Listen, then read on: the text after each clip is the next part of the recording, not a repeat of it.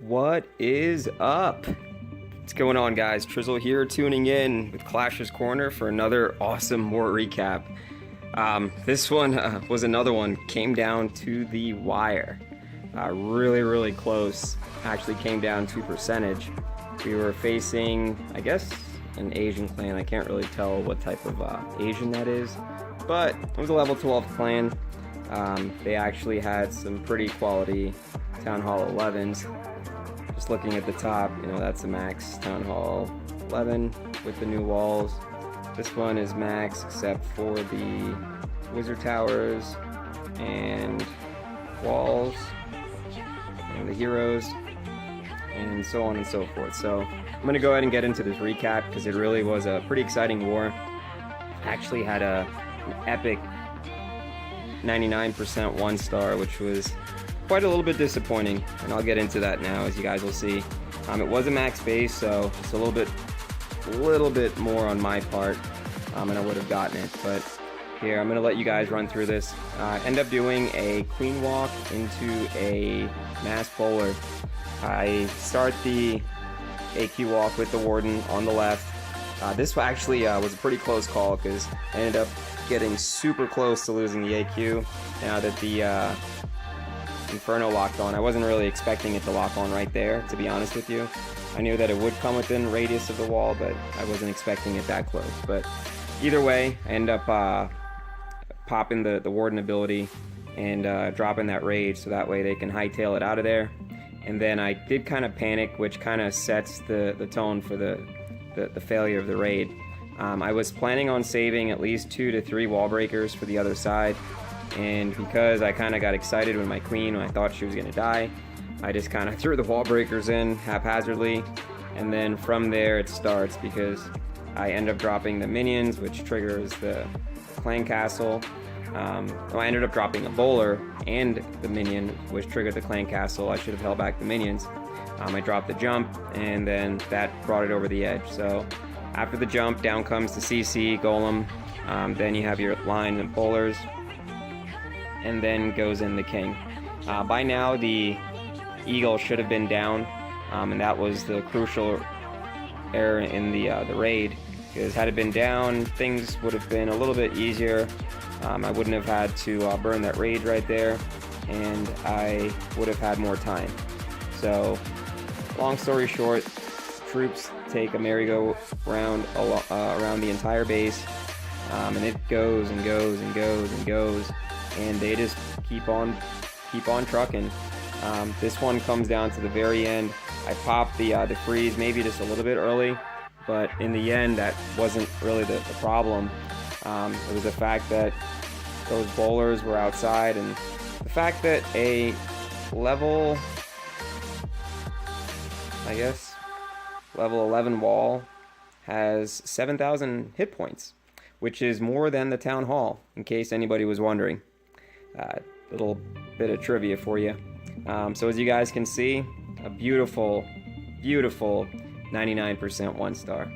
So close, yet oh so far. Alright, this was more or less the same attack on the second Town Hall 11. More or less was rinse, wash, repeat. Came in on the right so I could get rid of that expo, and pretty much assured a pretty solid 2-star.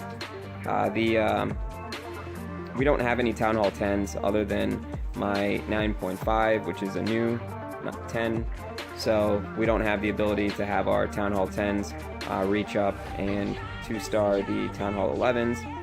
Not that we have any Town Hall 10s that we'd have to drop down and 3-star in this war, but I digress. In any event, this is what the queen should have done on the other raid, is take out the the eagle, excuse me. And then after that, it's really just letting the remaining portion of the army in. I did have the wall breakers on this one. I was able to jump into the core, rage, heal, and then the queen ends up taking out, the Inferno, Town Hall, and then from there, the attack ends up puttering out, but we ended up getting, like I said, the win by percentage. So this was a 15 versus 15 war. So no matter what, it's going to come down to 1 or 2 stars anyways, especially if it's a solid clan. So Shout out to whatever the Asian clan's name is. Maybe I should have put that in Google Translate before I did the video, but oh well. Alright, so those are the Town Hall 11 attacks. Here we have Rander with his bully attack. Probably not too much to see here. I know that you guys probably don't want to watch too much of a Town Hall 11 hitting a Town Hall 9, but anybody who wars knows that you're going to have dip attacks. It's just part of war, and it's how you win wars. So, just part of what needs to take place. So, good job, Rander. Okay, yeah, this is another more or less dip attack because I'm using my 9.5, which I have upgraded my Lava Hounds to level 3. So, slight advantage, and obviously the 5th spell slot, I've got my spell factory done already. So just using a Shattered Laloon, just going in, pretty wide funnel, get the troops down. I ended up, I guess, opting to hold off. I could have used the jump spell because I didn't realize that I messed up the wall breakers. So because of that, it took the kill squad just a little bit longer for them to get in there and take out the queen and whatnot. But in any event, start the Laloon from the left-hand side. By the end of it, the king ends up staying up. So just as a quick rule of thumb, I will probably make a Shattered Laloon guide, which will go into the specifics, but you always want to drop 2 hounds on typically the first air defense, or whatever air defense that is being targeted by an Expo. So I will get into a tutorial for that, a 3-star tutorial, because I know a lot of people need to kind of work on their Shattered because it's such a solid, well-rounded 3-star attack. This one, same thing, Shattered, just coming in from the top left, more or less almost the same side as the other one.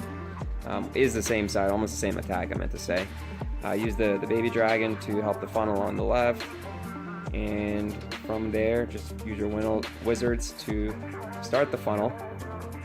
Oddly enough, the queen, some way, somehow, ends up going on a field trip. I have no idea why, because you would think that that barracks was the closest thing to her, but no. Nah. Thank God my heroes were stronger, because the queen deciding to completely ignore the funnel laid out before her was not something I expected. But by the end of it, the queen does end up making up for it because she takes out that air defense, and because of that, I end up having, I think, 2 hounds that didn't pop in this. Queen ends up staying alive, full strength for the entire raid. So it's almost like she kind of like a Sour Patch Kid. Sour at first and then sweet in the end. So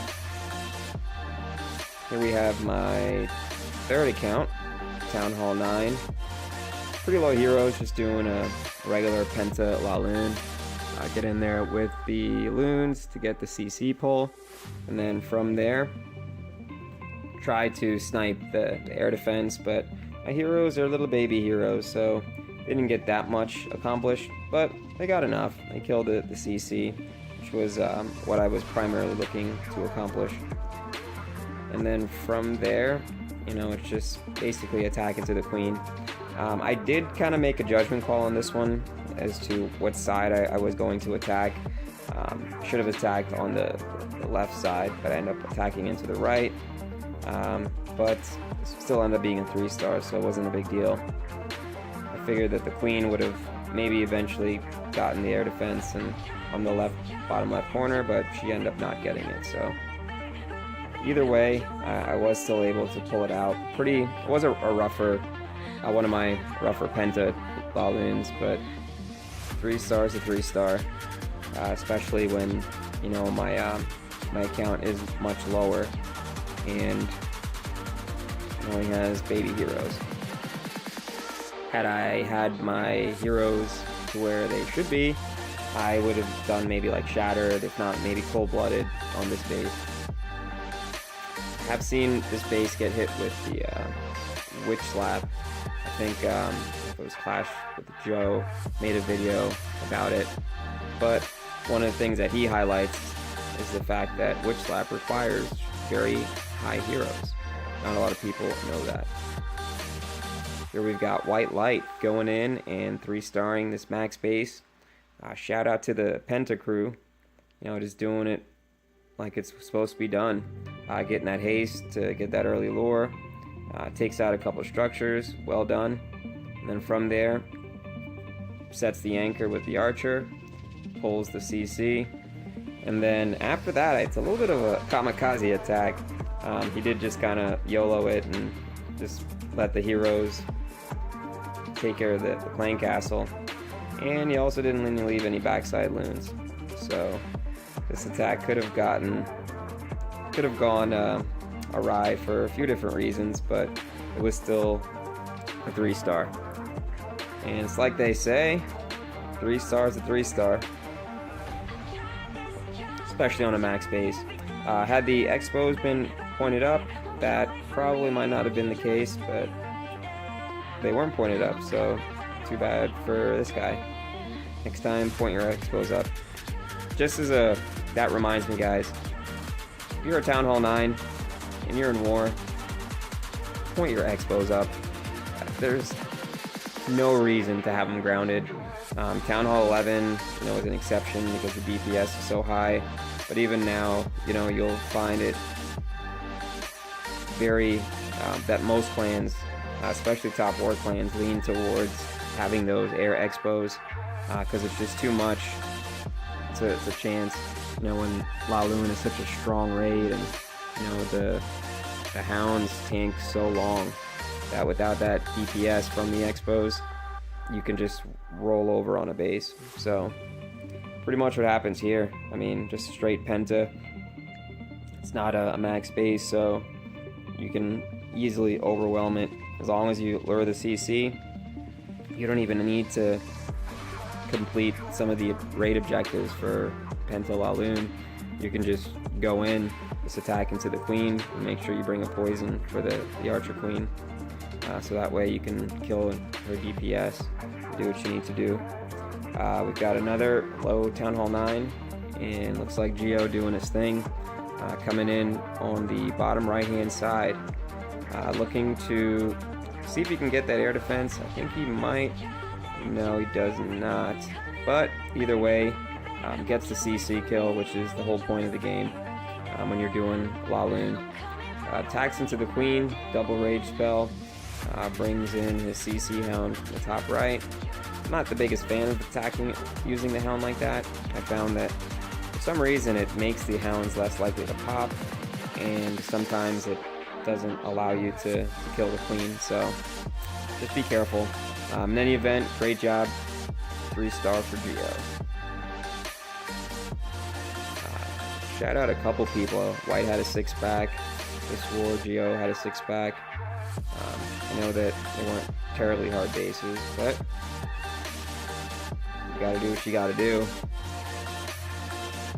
And that's pretty much it. Let me see. I think this was a max base.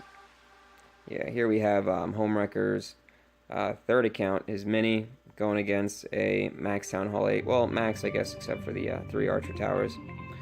But pretty solid. You know, with all drag loon attacks at Town Hall 8, you're going to want to Zap Quake, the most difficult to get to air defense. Then attack from behind the air sweeper if possible, making sure that you set your loons wide at the start to create your funnel. And then once you deploy your loons, you bring it, your dragons.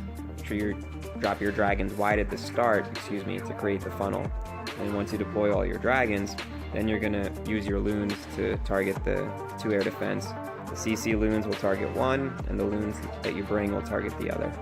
Rage, so that way you can bring them into the air defense, and that's it.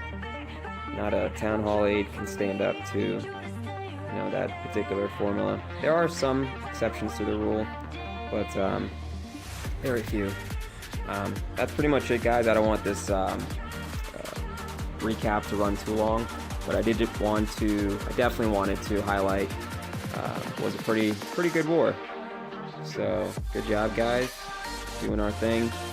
Especially after last war, I kind of Hate to say it, but I dropped the bag. Didn't do too well. But we're not going to go into that. Keep that quiet between you and I. Alright guys, thank you guys for watching, tuning in for another war recap. Do me a favor, hit that like button, hit that subscribe button if you like the content that I'm putting out. I will continue to improve. I will be doing giveaways and things like that. But in any event, I definitely appreciate you guys watching. Thanks so much.